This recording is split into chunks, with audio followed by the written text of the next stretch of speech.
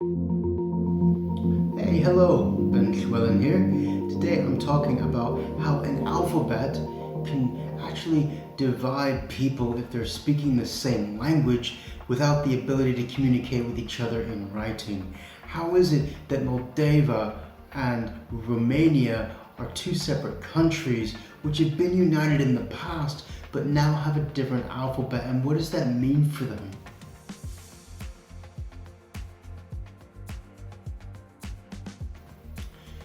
If you're new here, hey, hit that subscribe button and smash the like. I really appreciate it. Romania and Moldova speak the same language, Romanian.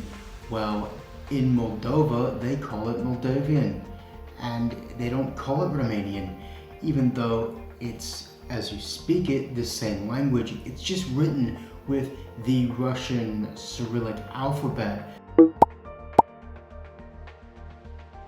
like Belarusian or other languages in the Central Russian region, like Kazakh.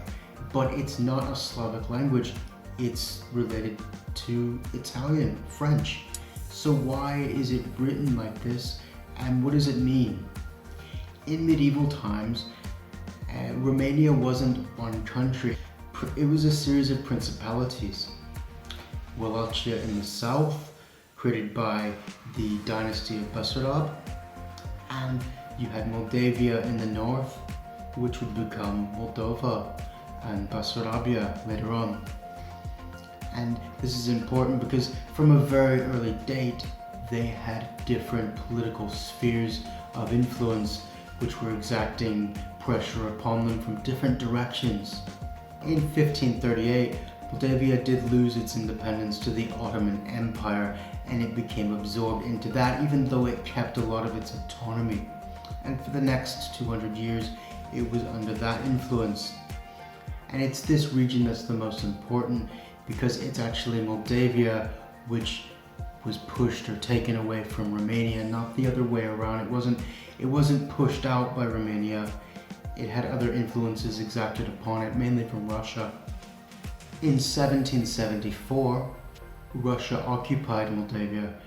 In 1812, after the Russian-Turkish War, the greater part, or about 50% of Moldavia today, passed into the hands of Russia. And this region that Russia took at that time really did kind of become what Moldova was. In the south, Wallachia, they didn't have so much of this Russian influence at that time. And Russia took Basarabia, which had been named, ironically, for the dynasty of the southern Romanians that had ruled over the southern bit of present-day Moldova. In 1917, as the Russian Empire collapsed, the local Moldovans tried to establish a republic of their own called Sfatul Țării.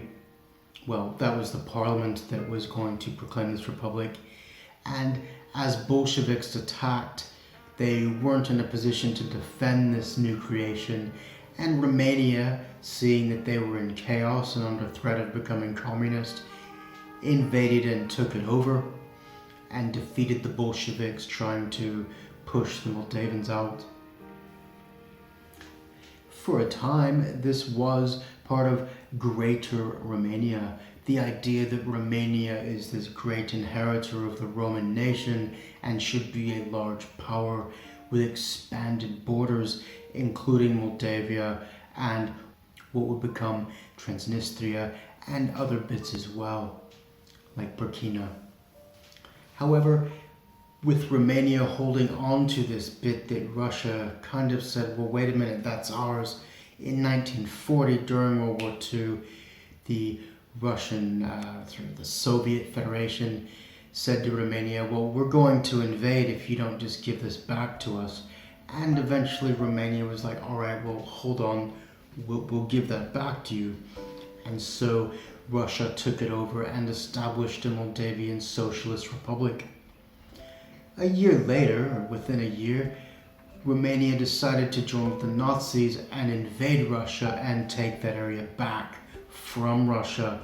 And they went further into this area, Transnistria, which in 1924, going back to that, had been a socialist republic, and in the 1930s, its people were forced to become Russian-speaking, and many of the Romanian speakers of this strip along the border between Moldova and Ukraine, or what is actually Moldova, but this strip kind of in the limbo between, was forced to Russify, to become Russian.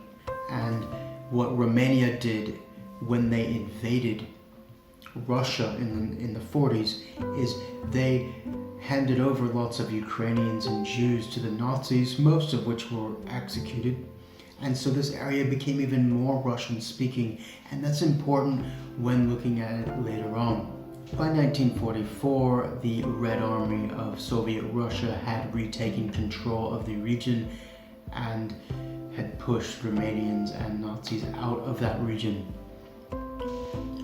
Although there was, it should be mentioned, quite ruthless oppression of Romanian-echoed nationalism within Greater Moldova, and it was violently suppressed at times, quite brutally, and many people starved to death. And this drove a wedge between present-day Romania and Moldova today.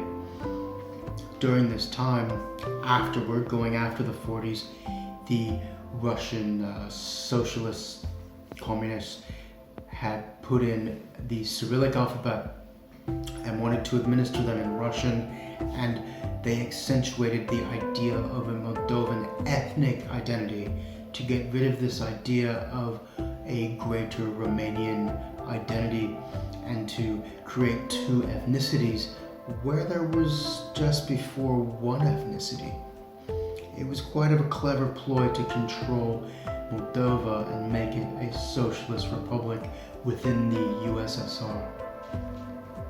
This Cyrillic script came to be seen as an identity, a badge of Russian influence, and in the late 80s, the people in Moldova, there were several groups which wanted to reintroduce the Latin alphabet. However, this minority along this area called Transnistria threatened to revolt against the Moldavans, and they didn't want to lose that territory, so they had to compromise. And ironically enough, the agrarian people, the rural people of Moldova, they were quite happy making their own decisions after such a time of being ruled by Russia, and they didn't want to be ruled by another country, Romania, even though the politicians of that era thought, well, this is a unity thing, a reunification with our fellow Romanians. But after several generations of being within the sphere of influence of Russia, many came to see themselves as being something slightly different. And this actually led to a brief war in which Transnistria tried to establish an independent state. And even though it won the war, it didn't actually lead to true independence and the creation of a new Russian-speaking state, though it's de facto independent today. It's still officially within Moldova, and they use that threat of true independence to say, we don't want to be unified with Romania, we want to keep the Cyrillic script of the alphabet, because we use Russian as well as this Moldovan language, which is not Romanian. After the fall of Ceausescu in Romania and the liberalization and the liberation from communism in these two countries, several people raised the issue of unification. And it's raised much more in Romania as a way of kind of elbowing room, kind of exerting influence. Most Romanians want unification with Moldova. It would make Romania bigger. Most Moldavans don't want it. They're kind of happy having their own thing and doing things their own way. But there's the argument that Moldova will be able to become part of the European Union. And yet, some people in the Transnistrian region who are Russian-speaking definitely do not want that. So there's this clash between these two groups within what is present-day Moldova, and it revolves largely around the language. and what script they're going to use. Because if you switch to a Latin script, that's quite a statement of moving away from Russian influence. Well, I hope you enjoyed that, and that's why the people are separated by a common language in an alphabet. Hey, tune in next time.